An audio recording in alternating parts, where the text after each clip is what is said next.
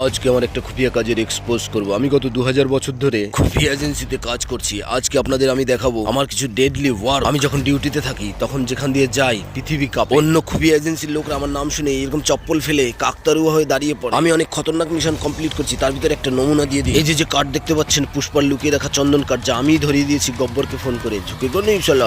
Pushpa revenge নেওয়ার জন্য আমার গাড়ির পিছনে একটা খুফিয়া এজেন্টকে লাগিয়ে দেয়, যে কারণে আমার কয়েকশো বছর মুখ ঢেকে চলাফেরা করতে হয়। এই এজেন্টের পিছু ছাড়ানোর জন্য আমার মাথায় একটা সেটা ভাঙা আইডিয়া আসে। আমি রোডের পাশে সুট্টার পাতা পড়ে থাকতে দেখি, সেখানে আমি আগুন লাগিয়ে দিই, পুরো ছাই হয়ে চারিদিকে ধোঁয়া ধোঁয়া হয়ে যায়। নেশা হয়ে যাবে সেই ভয়তে সেই এজেন্টটা সাইকেল নিয়ে পালাতে বাধ্য হয়। রুক যাও দোস্ত, এখনো সমস্যা শেষ হয়নি, সব একে একে বলছি। আমি একবার অ্যামাজনের জঙ্গল দিয়ে হেঁটে হেঁটে যাচ্ছিলাম, আমার চোখ পড়ে এই ব্ল্যাক প্যান্থারের উপরে। একে দেখি আমার ঝুনঝুনি মাথায় উঠে গেছে। আমি গা উঁচু করে দৌড়তে শুরু করি। তারপরে মনে পড়ে আমি তো আন্ডার কভার এজেন্ট, আমি তো বাড়িতে বাঘও পুষিনি। আমার বাঘ ম্যাও করে ডাকে, এই বাঘ তো কোনো ব্যাপারই না। তখনই আমি ব্ল্যাক প্যান্থারকে পোষ মানিয়ে নিই। এরকম অহরহর ঘটনা আছে, আপনাদের আমি বলবো, সঙ্গে থাকুন।